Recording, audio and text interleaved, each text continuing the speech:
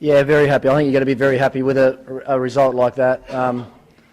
As I said before the game, New Zealand are a very competitive one-day team and have been in most big tournaments over the last five or six events that we've had. So, for us to turn up today and win as well as we did is really satisfying. I thought our bowling was terrific. Albeit probably from the first 3 or 4 overs of the game. After that, we really took control of the game. When Mitch came on to get the early breakthroughs that he did, sort of put New Zealand on the back foot, and we pretty much put them out of the game pretty early today, so it was a pretty satisfying win for us.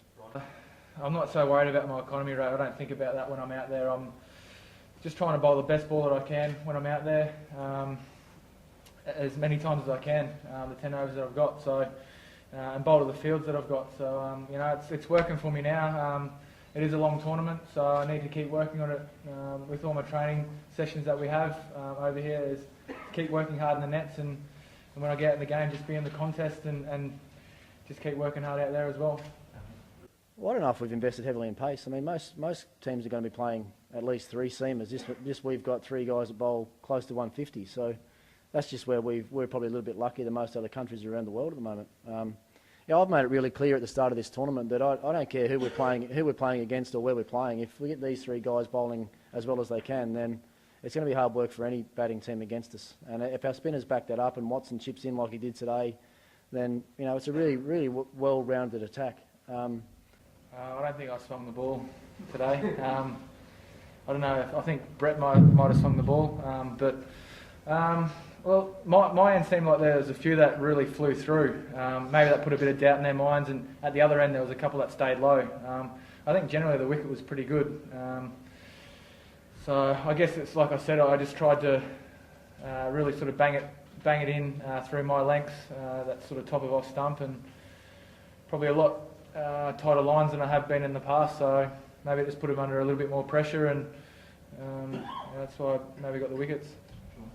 Ricky, your next game is against Sri Lanka. What are you expecting from them, and what are you expecting from your spinners against the Sri Lankans? Look, we expect Sri Lanka obviously to be a very tough contest. I think they'll be our toughest contest to date in this tournament.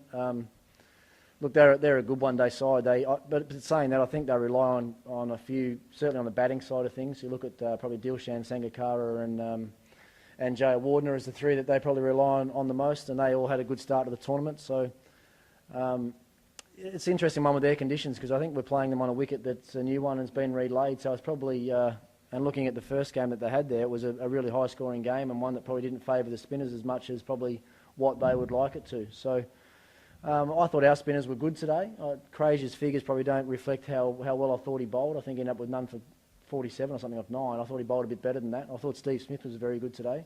A couple of loose deliveries towards the end of his spell, but otherwise I thought bowled very well. So we've still got Dave Hussey and Michael Clark up our sleeve as well, as far as the slower bowlers are concerned. So things are going along nicely for us. We've had a good start to the tournament, but we expect a bit stiffer opposition next week. There haven't been too many negatives for us in the first 2 games. We obviously want to win the games as well as we have. The first game was a really steady start for us in the tournament. I think today we all expressed ourselves a bit better today against a good New Zealand side. So 2 from 2. We've got a big game coming up against Sri Lanka in their conditions, and we've got a week to get ready for that game. So we should be spot on as far as our preparation's concerned. We've got a big travel day tomorrow, and then we'll probably have at least 1 day off, I think, when we get there, and 4 or 5 training days before the next contest, which is one that I know that everyone in our team is looking forward to. Well, this morning, I must admit, when I won the toss and bowled, I thought the ball might have swung around a little bit more than it did. From the time that I won the toss till the time we started it, the sun actually managed to come out a bit more than what I was expecting, and the ball didn't actually swing much at all. So one thing you can't afford to do in these conditions against any team is give too much width. The ball flies off the bat really quickly here to the square boundaries really quickly. You generally look to bowl pretty straight to McCullum and Guptill as well, because they are pretty good players square over the wicket. So I think we adjusted things pretty well today from the fast bowling point of things. Mitch didn't give away any width at all today, which is, and he hasn't in the last 2 games, which is really pleasing.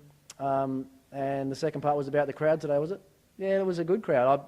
You never know what to expect when Australia and New Zealand are playing a game in Nagpur in India. You're not sort of sure what's going to happen there and who's going to turn up. But I thought there was a good turnout today. Sounded like the Australian team was even getting a bit of support, which is unusual in this part of the world. But We enjoyed that today. I saw a few Australian shirts around the crowd, which was great. So, yeah, we'll enjoy that here because I don't think we'll get too much support in Colombo next week.